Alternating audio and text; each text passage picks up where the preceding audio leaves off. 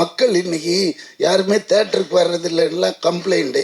அப்படியே வர்றதா இருந்தாலும் இந்த ப்ளூ சட்டை மாறன் நிறுத்திடுவார். அப்படிலாம் போகக்கூடாது.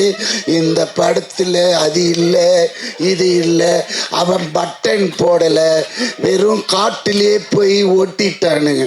இவர் போனார்னு தான் தெரியும். ஆனால் நான் அவரை குற்றம் சொல்ல, அவரோட சுபாவம், அவர் அதுக்காக படைக்கப்பட்டவர்.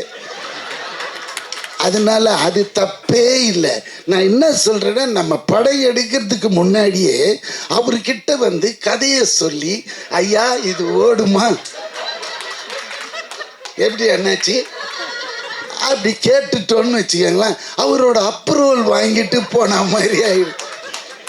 பேசவே முடியாதுங்களே, புரியுதுங்களா? அப்புறம் இன்னொரு விஷயம் சொல்கிறேன்.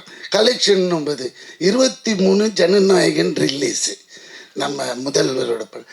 அந்த படம் ஆல்ரெடி லீக் ஆயிடுச்சு. ஆனாலும் அவரோட டை-ஹார்ட் ஃபேனுங்க எனக்கு டைரக்டாக சொல்கிறாங்க, பார்க்கல, நாங்கள் தேட்டரில் தான் பார்ப்போம் அப்படின்றாங்க. எனக்கு அதை கேட்டதுமே ஆட்டம் ஆடிட்டேன். அதாவது பார்க்குறானுங்க யாரு, இந்த அம்மா அப்பா சம்பாதிச்சு வச்சு தின்னுங்கிறான்ல வீட்டில், அவனுங்க தான் இதை ஓப்பன் பண்ணி நோண்டி பார்க்குறானே தவிர்த்து உண்மையான ஒரு ரசிகன் அவன் இன்னும் வெயிட் பண்ணுறான். இந்த தியேட்டர் ரவுண்ட்ஸ் போகும்போது ஃபேமிலி ஆடியன்ஸ்லேருந்து வர அந்த ஃபீட்பேக் இருக்குது. ஐ திங்க் தொடர்ந்து நம்ம எல்லா படத்துக்கும் தியேட்டர்ஸ்க்கு போவோம், ஃபீட்பேக் கொடுப்பாங்க. அண்ட் அவங்க கொடுத்த ஃபீட்பேக் இந்த படத்துக்கு அப்புறம் இட் வாஸ் வெரி எமோஷனல். ஏன்னா முஃபாசாக்கு அப்புறம் குட் பேட் அக்லிக்கு அப்புறம் நிறைய குட்டீஸ் வந்து பேசுவாங்க. பட் ஐ திங்க் கான் சிட்டி பார்த்ததுக்கப்புறம் இன்னும் நிறைய குட்டீஸ் வந்து அவங்க ஃபீட்பேக் கொடுத்து, நிறைய ஃபேமிலி ஆடியன்ஸ் அவங்க ஃபீட்பேக் கொடுத்து, ஜெனுவன்லி ரொம்ப எமோஷனலாக இருந்தது.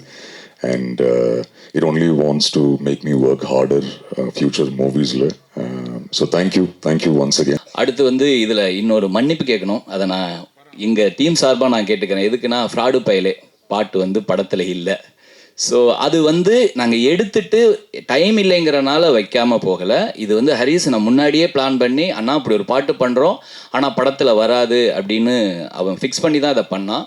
அதனால் இதில் நிறைய ரீல்ஸ் நான் பார்த்துருக்கேன். இந்த பாட்டுக்காக தான் நாங்கள் வந்தோம், அந்த பாட்டுக்காக தான் நான் வந்தோம் அப்படிங்கும்போது எனக்கு வந்து வச்சிருக்கலாமோ அப்படின்னு கூட எனக்கு ஒரு ஓரமாக அந்த ஒரு இது இருந்தது, ஆசை இருந்தது. அதுக்கு அந்த ரசிகர்கள் சார்பாக நான் மன்னிப்பு கேட்டுக்கிறேன். ஆனால் அந்த பாட்டு அவ்வளோ தூரம் பிடிச்சதுனால தான் நீங்கள் அப்படி சொன்னீங்கிற ஒரு நம்பிக்கை இருந்தது. இப்போது கான் சிட்டி 25வது நாள். நான் நடிக்க வந்த காலத்தில் 25 வாரம், 50 வாரம், 260 நாள், 365 நாள், இப்படி படங்கள்லாம் போச்சு. அப்போ தான் எங்களுக்கு கூப்பிட்டு ஷீல்டெல்லாம் கொடுப்பாங்க. அது இருக்குது நிறைய. இப்போ 25வது நாள்.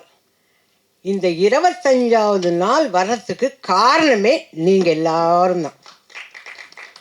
உங்கள் எல்லாருக்கும் தான் நான் நன்றி சொல்லணும். நானே வந்து நிறைய யூடியூப்பெல்லாம் பார்க்க மாட்டேன். இதை பார்க்கும்போது இங்கே வந்தவர், ட்ரெய்லர் ரிலீஸ் ஆன அன்றைக்கி வந்த ஒரு யூடியூப்கார் வந்து சொல்கிறார், நான் வந்து பார்த்தேன், அது நல்லா இருந்தால் படத்துக்கு போவோம், இல்லைன்னா வேண்டான்னு இருந்தேன். ஆனால் படத்துக்கு போய் உட்காந்துட்டு வெளியிலே வர முடியல. அந்த அளவுக்கு அது அவ்வளோ இன்ட்ரெஸ்டிங்காக இருந்தது. அந்த படம் ரொம்ப சூப்பராக பண்ணியிருந்தாங்க அப்படின்னாங்க. நிறைய பேர் சின்ன சின்ன ஆடியன்ஸ் எல்லாம் வந்து கேட்குறாங்க. இவங்க எல்லாருமே வந்து ஐயோ ரொம்ப நல்லா இருக்குங்கன்னாங்க. நிறைய வருஷத்துக்கு அப்புறம், நிறைய வருஷம், அதாவது அருணாச்சலம் இதெல்லாம் முடிஞ்சதுக்கப்புறம் வடிவக்கரசியம்மா இதில் நல்லா பண்ணியிருக்காங்கன்னாங்க. ஐயோ நான் திருப்பி படிக்கிறேன். எதோ மறந்தா போல எழுதிச்சு அந்த பிள்ளை அப்படின்னு சொல்லிட்டு திருப்பி படிக்கிறேன். அந்த மாதிரி அவ்வளோ சந்தோஷமாக இருந்தது.